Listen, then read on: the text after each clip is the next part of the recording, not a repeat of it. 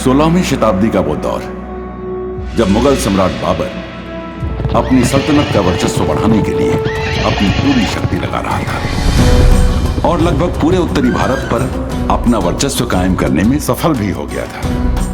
पर फिर भी निचले दक्षिण भारत का एक ऐसा राज्य था जो पूरी तरह से स्वतंत्र और संपन्न माना जाता था, और वो था विजयनगर।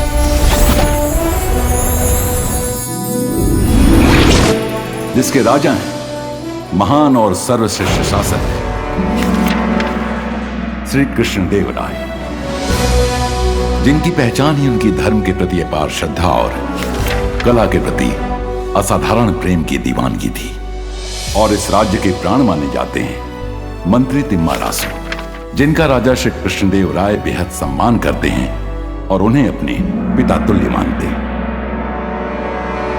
राजपुरोहित तथा चार्य, धूर्त, लालची, मौका परस्त,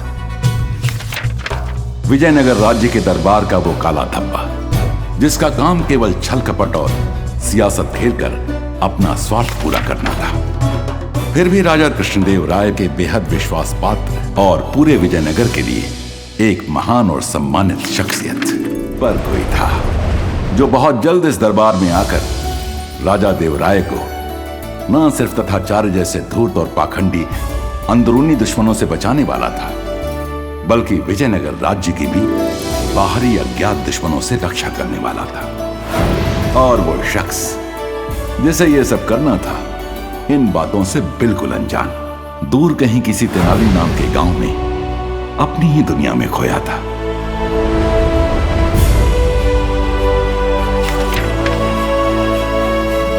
नाम है रामा। ये है रामा का घर। आज यहां विवाह का आयोजन चल रहा है और ये विवाह किसी और का नहीं बल्कि स्वयं रामा का ही होने जा रहा है। लक्ष्मी अम्मा, श्रीमान रामा की माताजी, सारा गांव कुटुंब इन्हें अम्मा ही बुलाता है। अम्मा ने आजीवन मौन व्रत धारण किया है, इसलिए जो भी कहना होता है इशारों में कहती है। अयो अम्मा, वर वधु को बुलाना, मंगल मुहूर्त निकलता जाता, कितनी प्रतीक्षा करने की। या अम्मा सुना के नहीं सुना? रामा अपना बच्चा जी, उसकी प्रतीक्षा और करेंगे। वर वधु को बुलाना जी, मंगल मुहूर्त निकलता जाता। श्री गणेशाय नमः, ओम एकदंताय नमः। गुंडप्पा रामा के सबसे करीबी दोस्त। ये क्या रे? घंटिया, वो जो लटकी है आपके नाड़े के साथ, वो तत्ती है। हाँ तो क्या? तोलू। क्या? खेलने के लिए तोली लेते। हट हट, दक्षिणा मिली नहीं, घंटिया तोड़ने आया। आइए पहले जरा एक नजर इस विवाह की वधू पर डाली जाए, देखें वो क्या कर रही है।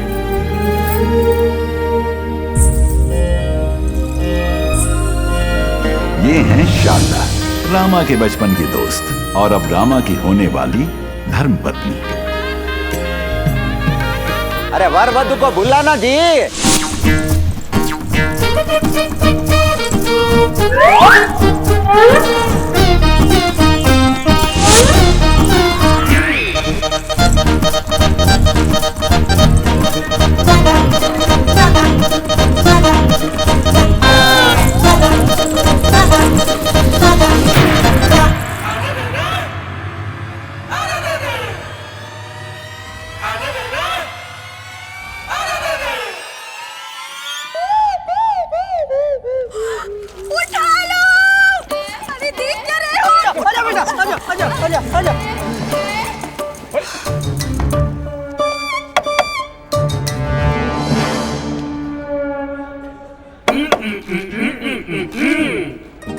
रामा अपना विवाह छोड़कर भाग गया। अरे इतनी सी बात, रामा अपना विवाह छोड़कर रामा अपना विवाह छोड़कर भाग गए। उठा लो, मेरे तो भागे फूटे।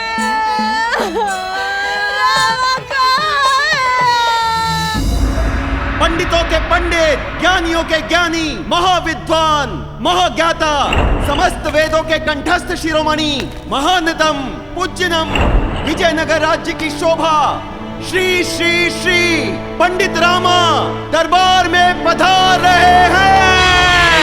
पंडित रामा की, पंडित रामा की, पंडित रामा की, पंडित रामा की, पंडित रामा की, पंडित रामा की, पंडित रामा की।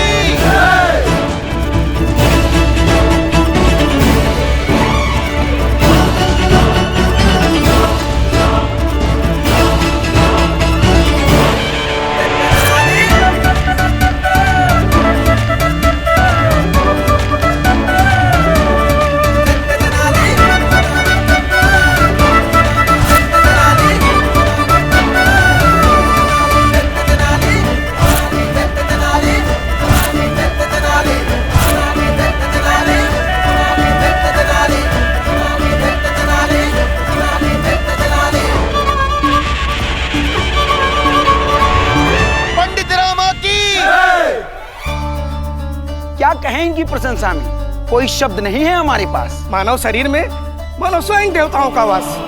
प्रशंसा में गूंजते हैं जिनके चारों धामा। यही तो है हमारे अष्टदिग्गज रामा। पंडित रामा की, पंडित रामा की, पंडित रामा की।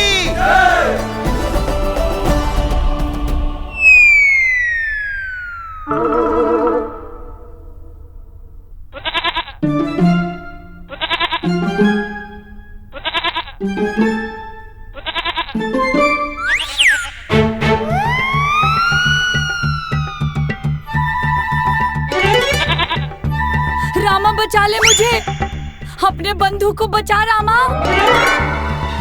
अरे कुंभकर्ण की औलाद उठ, अरे कुछ तो कर आलसी, ये बकरी मुझे पूरा निगल जाएगी तब बचाएगा क्या? ये है रामा की चोटी, नाम है बंधु।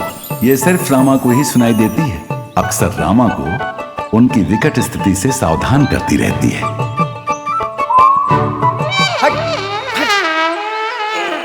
और 2 पल का विलंब हो जाता तो मैं तो गया था इस भुक्खड़ बकरी के पेट में। जब जब जो होना है तब तब सो होए, हो गया जो होना था अब निमित्ती पर काहे रोए। कह गए महाकवि रामा बंधु, जाको राखे साइया मार सके ना कोई। अरे लेकिन चल छोड़ना, यहाँ भूख के मारे। भूख लगी है तो हाथ बढ़ाकर याम तोड़ क्यों नहीं लेता रामा? मतलब तू चाहता है मैं प्रकृति का अपमान करूं? प्रकृति का अपमान? और नहीं तो क्या, प्रकृति का नियम है बंधु कि हर जीवन का अंत निश्चित है। इस आम का रंग रूप मुझे साफ साफ बता रहा है कि इसका समय परिपूर्ण हो चुका है। ये तो स्वयं टूटकर मेरी ही गोद में गिरने वाला है। तो जो काम स्वयं प्रकृति करने वाली है उसके लिए मैं परिश्रम क्यों करूं?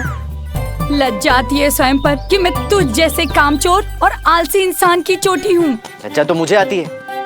जिसे किसी बड़े राजा के घर राजकुमार बनकर पैदा होना चाहिए था, पैदा हो गया यहाँ इस तेनाली गांव में इन बकरियों के बीच। ये भी कोई बात हुई? खैर छोड़ो, विश्राम करने दो मुझे। तेरे विश्राम का तो जय श्री राम हो गया रामा। वो देख तुझे लेने स्वयं यमराज का वाहन आ रहा है।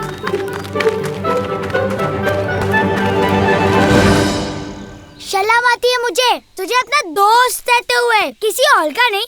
कम से कम शाल ताकत तो तोता होता। पता है जब से तेरी भागने की खबर सुनी है क्या बीती उस पे, पता है? पता है, पता है। और मैं, अरे कोई मुझसे भी तो पूछे कि मैं ये विवाह करना चाहता भी हूँ या नहीं। क्यों? तू और शालता तो बचपन के मित्र है ना। तूने नहीं चाहता कि तुझसे प्रेम टलता है? कहा था गुंडप्पा, कहा था। किंतु प्रेम और विवाह में बड़ा अंतर होता है। तू मुझे बता, इस संसार में सबसे महंगी वस्तु क्या है? मुट्ठी तोड़ के लड्डू।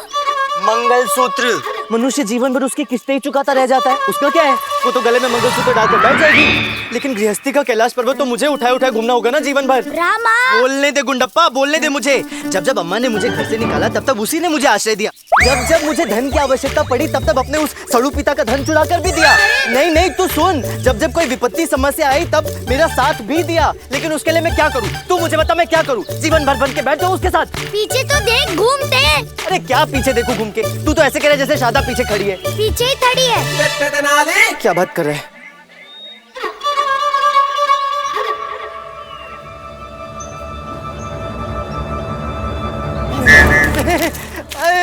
शारदा, तुम कब आई? पता ही नहीं चला है ना? अरे क्या लग रही हो इन कपड़ों में? नहीं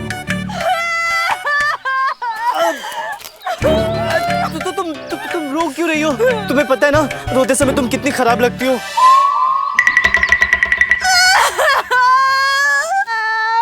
उठा लो।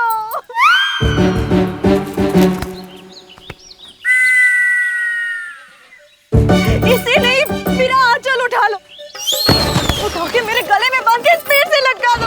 एसिडी में से तो मृत्यु ही भली है। अरे ऐसे क्यों बोल रही हो गई ना गलती, मांग तो ली क्षमा तुमसे। कब मांगी? नहीं मांगी क्या? अब मांग लेता हूँ, क्षमा कर दो, गलती हो गई। वो क्या है ना, विवाह का नाम सुनकर घबरा गया था, इसलिए भाग खड़ा हुआ, वरना तुम तो जानती हो कि कितना प्रेम करता हूँ मैं तुमसे, और विवाह भी तुमसे ही करना चाहता हूँ। जाने देना अम्मा, मेरे को जाने देना, वो रामा नहीं आने वाला। अरे तेरे जैसी अम्मा होती तो मैं भी भाग जाता, तो भी रामा किधर से आता? अरे बहुत बड़े पंडित है वो तथाचार्य, श्री कृष्ण देव राय के राज पुरोहित है। मैं गोष्ठी में नहीं पहुंचा तो मेरा स्वागत कर देंगे।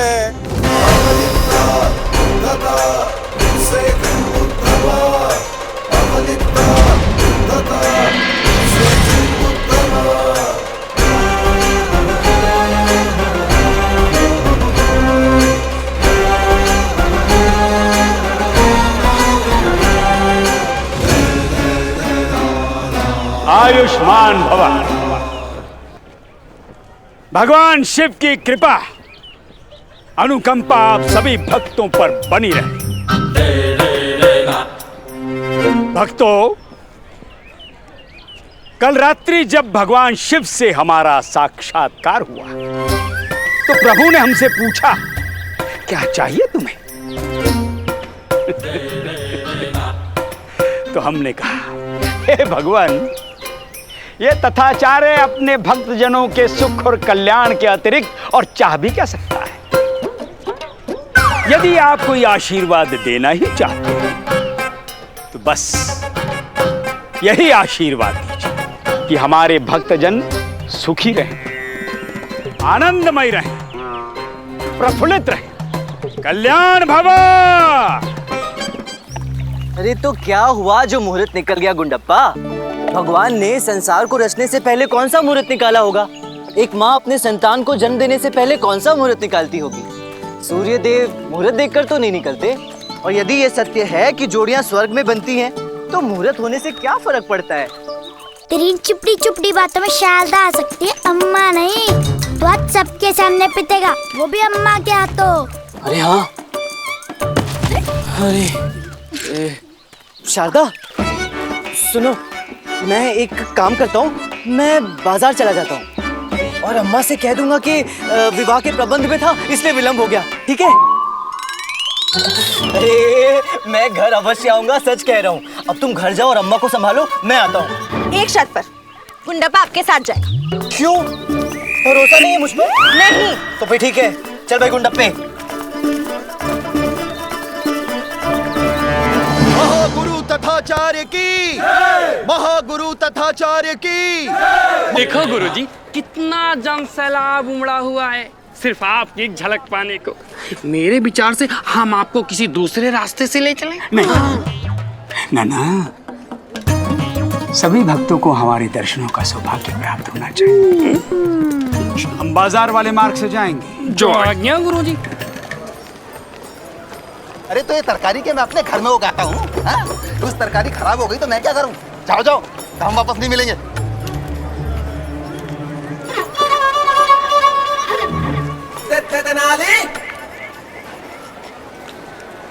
सुनो भैया, एक काम करो, इन सब्जियों में से जो भी सड़ी गली, पुरानी और बेकार सी सब्जियां हैं, उन्हें जरा इस थैली में भर दो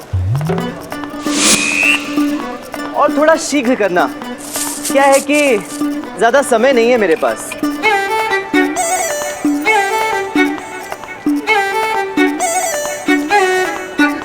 अभी अभी डाल देता हूँ। हाँ। हाँ ये देखो, ये कितनी काली पड़ गई है। ये तो बिल्कुल ही सड़ गई है, इसे भी डाल दो।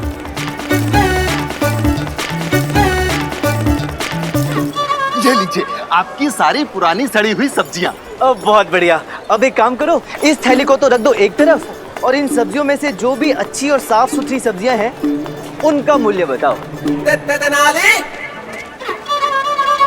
महागुरु तथाचार्य की, महागुरु तथाचार्य की, महागुरु तथाचार्य की। बाहर में जाओ, मुझे नहीं बेचनी सब्जियाँ। अरे ऐसे कैसे नहीं बेचोगे? सब्जियां तो मैं लेके जाऊंगा। अच्छा ऐसे कैसे लेके जाओगे? हाथ तो लगा के दिखाओ। अच्छा ये बात है। ये उठाई मैंने तुम्हारी तरकारी, अब कर लो जो करना है। देखो पंडित, मैं बोल रहा हूँ मेरी तरकारी को हाथ नहीं लगाना वरना बहुत पछताओगे। ये बात है। तो ये मैंने तुम्हारी सब्जी को हाथ लगाया और ये मैंने गले में डाला। अब बोलो क्या करोगे? बोलो बोलो। अगर अब की बार तुमने हाथ लगाया ना तो छोड़ूंगा नहीं तुम्हें। मैंने फिर से हाथ लगाया।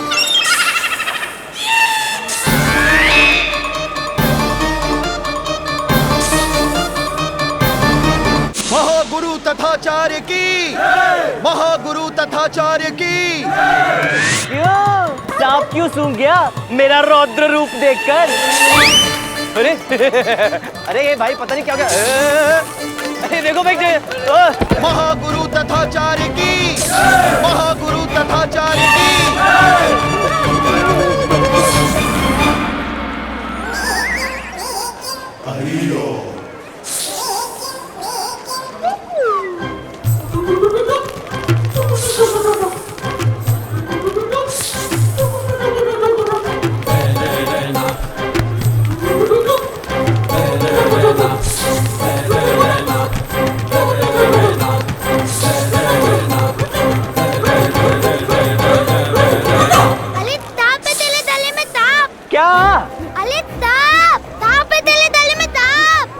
सांप है।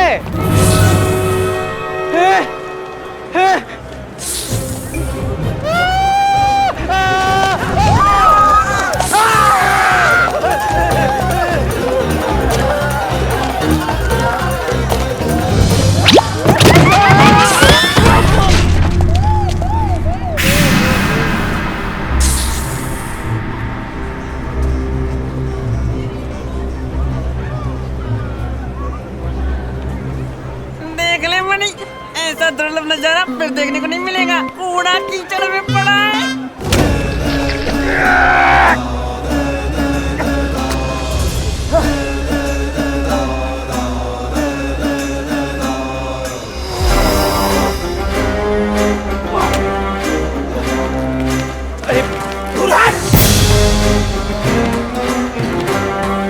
दुराचारी जानता भी है किसके साथ अटखेली की है तूने?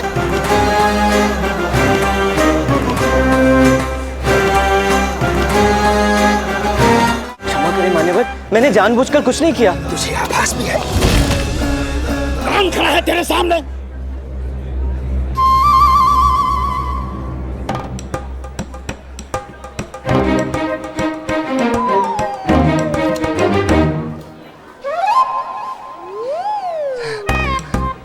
मान्यवर, परंतु सचमुच पता नहीं चल रहा है कि कौन खड़ा है सामने। इतनी कीचड़ लगी है आपके मुख पर।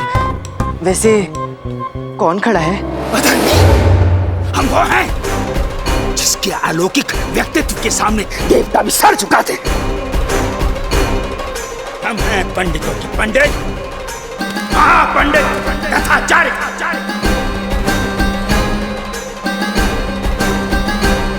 कल्पना और तेरी हैसियत से भी बड़े पंडित। हाँ, मिलकर बहुत अच्छा लगा आचार्य, परंतु क्षमा करें मान्यवर, आपके बड़े हो जाने से मैं तो छोटा नहीं हो जाता ना। क्या कहा तूने? यही कि आप और मैं एक ही प्रभु की तो संतान है। उसकी दृष्टि में तो कोई छोटा बड़ा नहीं होता। उस हिसाब से आप और मैं तो एक ही समान हुए ना। तू अपनी तुलना हमसे करता है? हमसे? आचार्य तथाचार्य से? कुएं का मेंढक। कुएं से कभी बाहर निकला होता तो पता चलता क्या चीज है ये महापंडित तथाचार्य। तू तो हमारे क्रोध के योग्य भी नहीं। तो जैसे इंसान का ना तो भविष्य है ना वर्तमान। बोझ है तू धरती पर, बोझ। हमसे मुकाबला करता है तू, हमसे। हम महाराज देवालय के राज पुरोहित, महाज्ञानी, प्रख्यात पंडित, और तू कुछ नहीं, कोई नहीं। तुझ जैसे छोटे आदमी की तो विजयनगर में कदम तक रखने की औकात नहीं। चल, चुनौती देते हैं हम तुझे, चुनौती। कर दुस्साहस विजयनगर में प्रवेश करने का।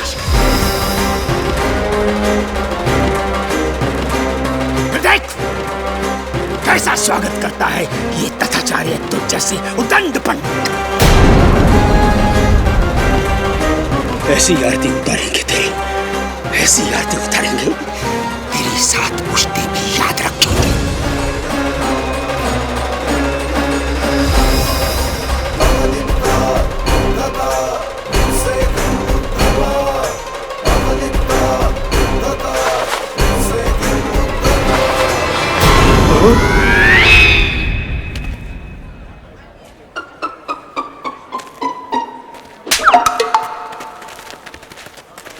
निमंत्रण के लिए धन्यवाद मुनिवर।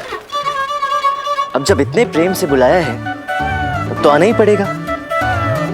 आपके विजयनगर।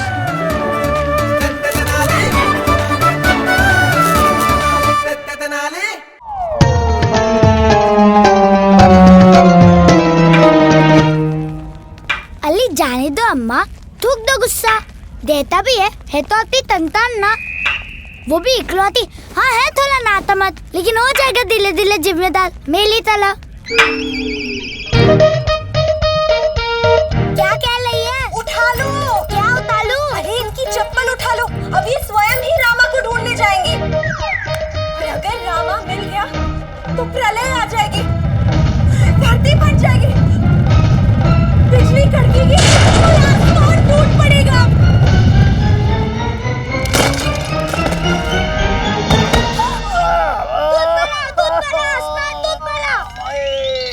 लामा ये कहाँ से टपका? उठा लो। क्या उठा लूं? ऐसे उठा लो, ऐसे पड़े रहने दो क्या?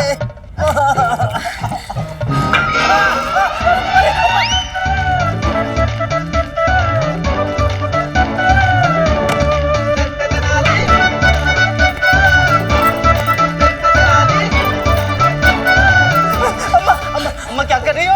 अरे अम्मा,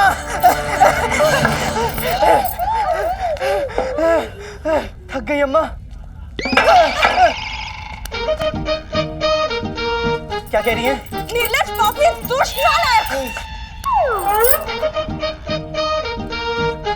ये क्या कह रही हो?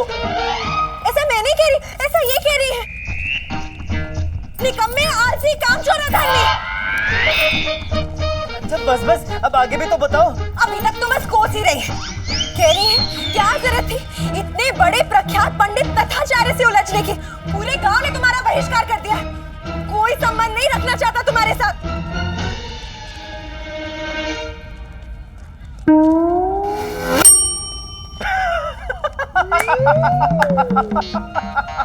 लो देखो हंस रहा है बेशरम। अरे और नहीं तो क्या। अरे ये तो अच्छी बात है ना अम्मा कि पूरे गांव ने मेरा बहिष्कार कर दिया है। अब जिससे मैंने कर्जा लिया था उनमें से कोई भी मुझसे कर्जा वापस मांगने के लिए मेरे आसपास भी नहीं फटकेगा। छी छी छी छी, तुम जैसा कपटी नहीं देखा जिसने इतनी बड़ी घटना में भी अपने मतलब की बात निकाली। ये कह रही है?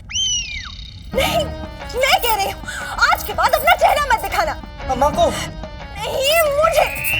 आज के बाद कोई संबंध नहीं मेरा और अम्मा का। नहीं, हमारा और तुम्हारा।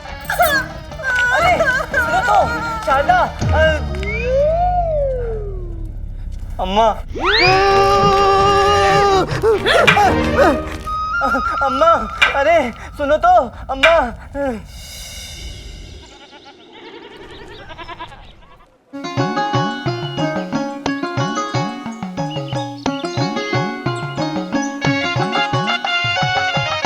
चल भाई बंधु, बाहर चलकर जरा अपने बहिष्कार का मजा लिया जाए। राम राम काकी। कैसे हैं? अरे कैसे हैं काका? अरे चारा खा लिया? अरे देखा रामा अपने बहिष्कार का असर। अब तो तेरे पास कोई फटकने को भी तैयार नहीं है। हाँ यार बंधु, क्या बात है, आनंद ही आ गया। अच्छा सुन, वो सामने से जो आ रहे हैं अपने पंडित जी है ना? जीते रहो जीते रहो जीते रहो।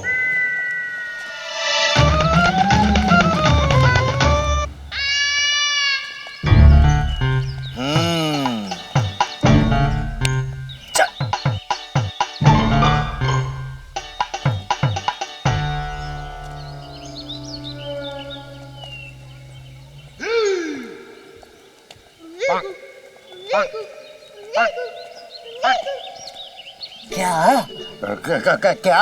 अरे इस तरह बैलगाड़ी के नीचे छुपकर क्यों बैठे हो पंडित जी? बाहर धूप है ना, इसलिए छाव में आके बैठा। अभी बैठे बैठे थक गए इसलिए मैं क्या। अरे सुनिए तो, कल मैं अपनी विवाह से भाग खड़ा हुआ, बुरा तो बहुत लगा होगा आपको। करता ही नहीं।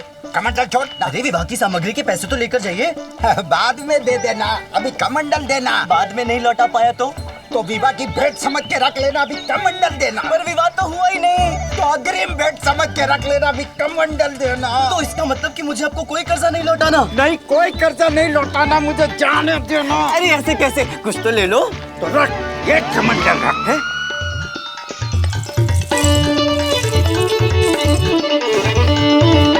और ये पंडित जी, अरे पीछे छोड़ने बस।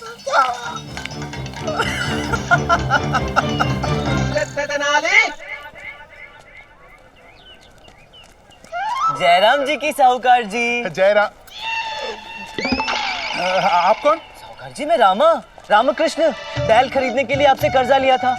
इतने साल हो गए, ना मूल चुकाया ना सूद। आप मुझे कैसे भूल सकते हैं? सब समय का फेर है बेटा, जल्दी करो, समय नहीं मेरे पास। अब क्या है ना कि कल स्नान गृह में ऐसा गिरा कि सर पर चोट आ गई, याददाश्त जाती रही। मुझे तो कुछ याद नहीं। अब जब कुछ याद ही नहीं तो कैसा लेन देन? मैं तुम्हें पहचानता नहीं, तुम भी मुझे भूल जाओ। जयराम जी की। अरे साहूकार जी, मतलब पूरा कर्जा माफ? अब जब याददाश्त साफ तो कर्जा भी माफ। जयराम जी की। बधाई हो रामा, तेरे तो सारे कर्जे माफ हो गए। हाँ यार, ये तथाचार्य तो बड़े काम की चीज निकला। चलो बहुत काम कर लिया, अब थोड़ा विश्राम किया जाए। यार बंधु, बड़ी भूख लगी है मित्र। अम्मा कुछ खिलाएंगी नहीं, बाहर से कुछ खरीद ले पल्ले उतना धन भी नहीं। लगता है आज तो उपवास ही करना पड़ेगा। ले था। इसमें क्या है? खाना शारदा ने भेजा है। मुझे पता था और किसी को हो ना हो, शारदा को मेरी चिंता अवश्य है। शारदा नहीं आई? नहीं, नालाज है तुझसे। कहती है तेरी शक्ल भी नहीं दिखना चाहती। चल झूठे, वो क्या छुपी बैठी उस पेड़ के पीछे? चल पादर, वो पेड़ के पीछे तो ले, वो तो झाड़ी के पीछे। निकल दिया मुझे।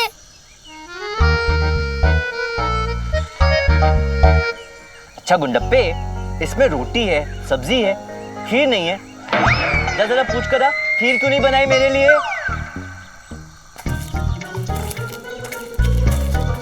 पूछ लाई कि खाने के साथ खीर क्यों नहीं बनाई।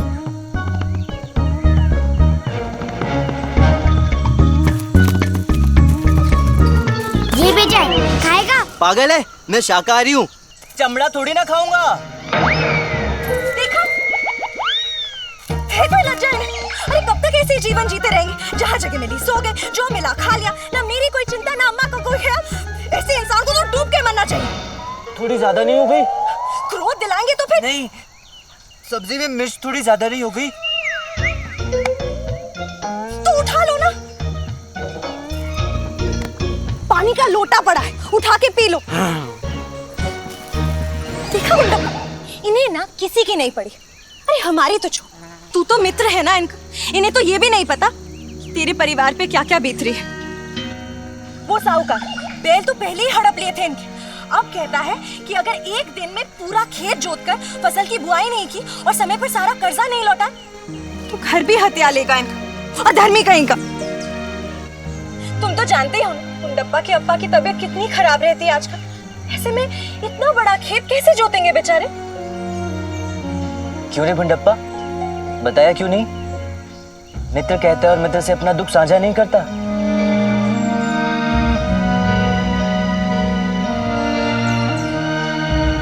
ये तेरे हाथ में क्या है? सोने का सिक्का। अब ले दे के यही बचा है हमारे पास। अच्छा,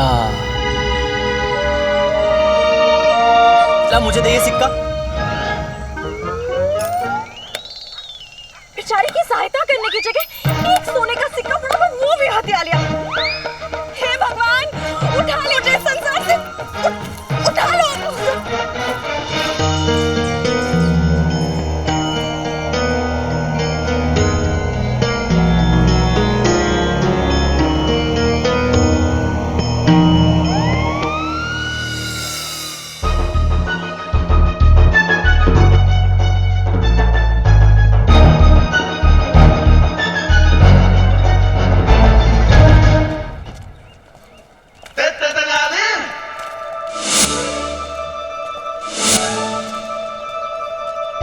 कहा है वैसा ही करना। तैयार?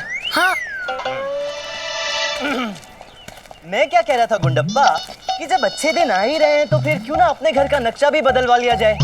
उसकी जगह एक नया और बड़ा घर बनवाया जाए, बिल्कुल अपने उस साहूकार के घर जैसा, भव्य और आलीशान। क्या कहता है? सही है। अम्मा भी हमेशा कहती रहती है कि कहीं आने जाने में उनके पैर बहुत दर्द करते हैं।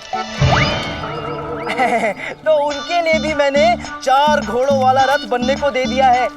अरे कोचवान भी रख लिया है। थोड़ा ज्यादा होल है लेकिन तैयार लगे लो। अच्छा सुन, मैंने तुझे वो थैली संभाल कर रखने को दी थी, वो रखी है ना संभाल कर? ये देख।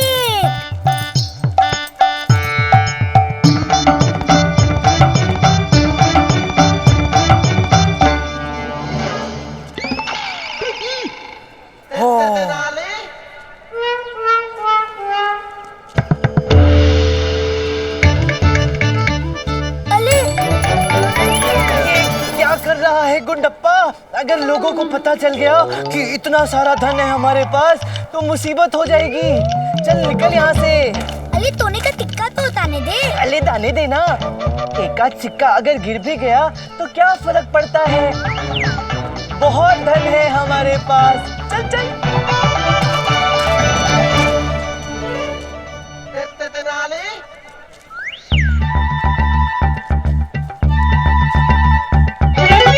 शुद्ध सोना।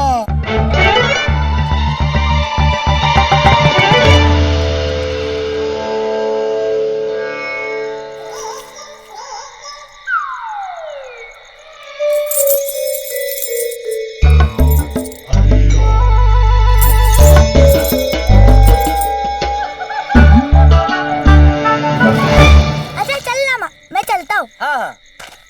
लेकिन लामा, हाँ? तूने बताया नहीं कि तेरे पास इतना सारा धन आया कहाँ से? तुझे पता नहीं है, लेकिन तेरे पिताजी के खेत पे एक बहुत बड़ा खजाना गड़ा हुआ है। क्या तेल है? मेरे पिताजी के खेत में खजाना गड़ा हुआ है? और नहीं तो क्या, आज अवसर देखकर मैंने वहाँ से सोने की सिक्कों वाली मटकी तो निकाल ली, बाकी का खजाना कल जाकर निकाल लूंगा। आधा खजाना मेरा, आधा तेरे पिताजी का। बस तू प्रार्थना कर कि किसी और को इस खजाने के बारे में पता ना चले और वो हमसे पहले ही आज रात को वहाँ पहुँचकर खजाना निकाल ना ले, क्योंकि खजाना तो उसे ही मिलेगा ना जो खेत खोदेगा, है कि नहीं?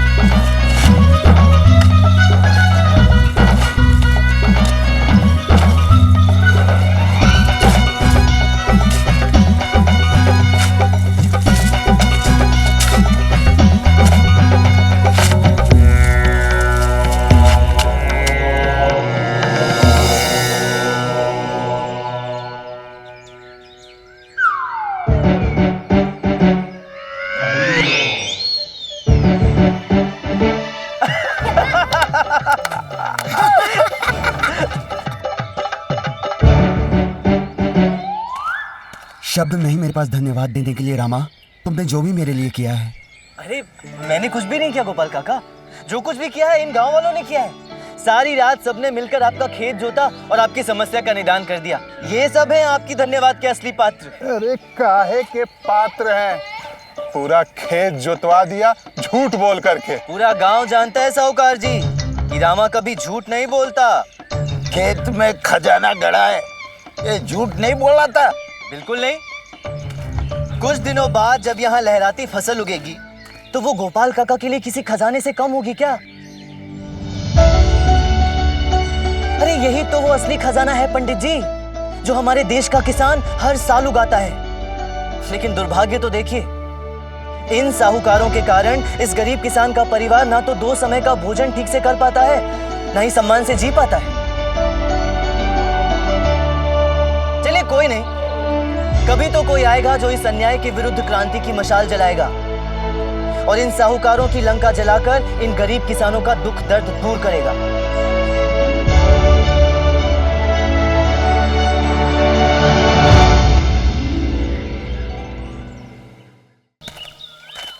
कैसा लगा? थोड़ा फीका है पर अच्छा है, स्वादिष्ट है। मैं इस फल की बात नहीं कर रहा हूँ रामा जो तुम्हारे हाथ में है। मैं उस फल की बात कर रहा हूँ जिसका स्वाद तुम अभी अभी चख कर आए हो। तुम्हारे पुण्य कार्य का फल। अच्छा रामा, एक बात बताओ, किसी लाचार व्यक्ति की सहायता करके तुम्हें कैसा लगा? अच्छा ही लगा मुनिवर। किसी की सहायता करके किसको अच्छा प्रतीत नहीं होता। और फिर वो तो मेरे मित्र के पिता थे, उनकी सहायता करना मेरा कर्तव्य था ना। मानवता भी तो एक कर्तव्य है रामा, जिसे निभाना तुम्हारा धर्म है। तुम्हारे मित्र के पिता के जैसे इस संसार में न जाने कितने असहाय और दुर्बल इंसान हैं, जिन्हें रामा की आवश्यकता है। तुम उनके लिए कुछ करते क्यों नहीं? अरे रे रे, कहाँ फंसा रहे मुनिवर? मैं ठहरा एक सीधा साधा साधारण सा इंसान, अपनी नहीं संभलती मैं दूसरों की क्या सहायता करूंगा? ये वो कह रहा है जिसने अपनी बुद्धिमता से इतना बड़ा कारनामा कर दिखाया। ये वो कह रहा है जिसने कुछ ही समय में साहूकार के अत्याचारों के विरुद्ध न्याय की लड़ाई लड़ी है। अरे निकल गया जोश जोश में मुनिवर। अब क्या जान लोगे इस गरीब पंडित की? अच्छा, अब विश्राम करने का समय हो रहा है, आज्ञा दीजिए। और अगर मैं तुम्हें कोई ऐसा उपाय बता दूं जिससे तुम बिना परिश्रम किए ही सदैव के लिए विश्राम कर सकोगे तो? बिना परिश्रम के विश्राम? हाँ बिल्कुल। धन धान्य वैभव सब कुछ होगा तुम्हारे पास। जब ये सब कुछ तुम्हारे पास होगा तो तुम्हें परिश्रम करने की क्या आवश्यकता है? कुछ करने की आवश्यकता नहीं पड़ेगी। 100%।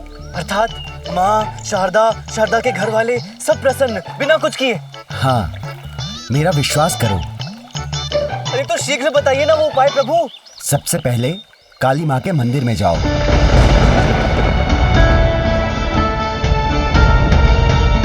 काली माँ के चरणों में स्वयं को समर्पित कर दो और जो बीज मंत्र मैं तुम्हें दे रहा हूँ उसका जाप करो। तुम्हारे जीवन का सत्य जो विधाता ने केवल तुम्हारे लिए रचा है तुम्हारे सामने आ जाएगा।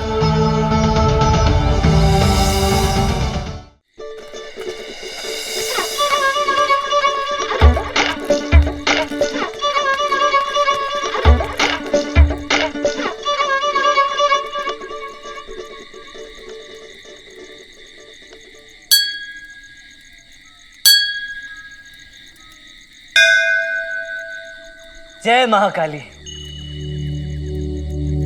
हे माँ काली, हे जगत जननी माँ, मेरा सहृदय वंदन स्वीकार करें। आप तो सब कुछ जानती है माँ।